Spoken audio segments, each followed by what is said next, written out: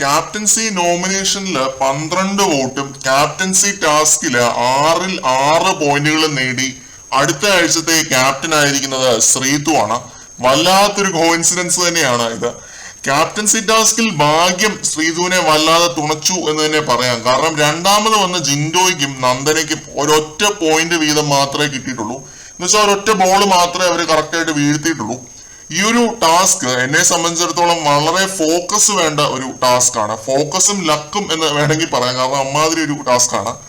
Light weight ആണ് ബോളുകളെല്ലാം. അതുകൊണ്ട് തന്നെ ഫാനിന്റെ കാറ്റടിച്ച് വേറെ ഡയറക്ഷനിൽ ബോൾ പോകാൻ സാധ്യതകൾ കൂടുതലാണ്. അവിടെയാണ് ഈ പറയുന്ന ലക്ക് ഒരു ഫാക്ടർ ആവുന്നത്. ശ്രീതുവിനെ ഈ വിജയത്തില് പുള്ളിക്കാരുടെ ഫീൽഡർ ആയിട്ടുള്ള ഗബ്രിയും ഒരു വലിയ പങ്ക് തന്നെ വഹിച്ചിട്ടുണ്ട്. അത് പറയാതിരിക്കാൻ പറ്റത്തില്ല. നല്ലതിനെ നമ്മളെപ്പോഴും അംഗീകരിക്കുക തന്നെ വേണം.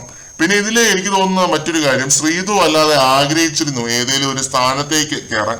പവർ റൂം ആണാലും പ്രശ്നമില്ലേ, ക്യാപ്റ്റൻ ആണാലും പ്രശ്നമില്ലേ, എനക്ക് മുട്ടാള ഇരിക്ക വേണ എന്നൊരു കാര്യം ശ്രീതു ഒരാഴ്ച മുന്നേ ലൈവില് പറഞ്ഞു കേട്ടൊരു കാര്യമാണ്. എന്തായാലും ശ്രീതുവിന്റെ മാനിഫെസ്റ്റേഷനും ആഗ്രഹവും എല്ലാം കറക്റ്റ് ആയിട്ട് വന്നു.